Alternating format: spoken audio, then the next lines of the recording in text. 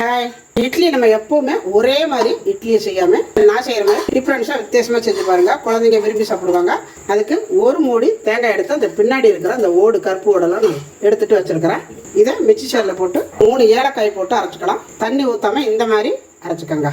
இது கூட கொஞ்சமாக வெல்லம் சேர்த்துருக்குறேன். நீங்கள் எவ்வளோ மாவு எடுக்கிறீங்களோ அந்த அளவுக்கு எடுத்துக்கோங்க. நாங்கள் ஒரு 2 பேர் சாப்பிட்ற அளவுக்கு மாவு எடுத்துருக்குறோம், இட்லி மாவு. அதுக்கு இந்த அளவு வெல்லம் சேர்த்துருக்குறேன். இப்போ இதையும் சேர்த்து லைட்டாக அரைச்சிக்கலாம். அரைச்சி எடுத்துகிட்டு வந்துட்டோம். இது நம்ம எப்போவுமே வீட்டுக்கு அரைக்கிற இட்லி மாவு, அதாவது வெந்தயம் உளுந்து எல்லாம் சேர்த்து அரைச்சது. இதில் கொஞ்சம் வெந்தயம் கூட போட்டிருக்கிறேன். இது எல்லாத்தையும் சேர்த்து நல்லா கலக்கிக்கலாம். இட்லி மாவு எப்படி இருக்குமோ அதே பக்குவத்தில் வச்சுக்கோங்க. இது பார்த்தீங்கன்னா இட்லி பாத்திரம் வச்சு தண்ணி கொதிக்குது. இப்போ மாவை கொஞ்சம் கொஞ்சமாக எடுத்து இப்படியே பாத்திரத்தை வச்சு அசையாமல் ஊற்றுங்க. அப்போ தான் நல்லாயிருக்கும், நல்லா உப்பி வரும்.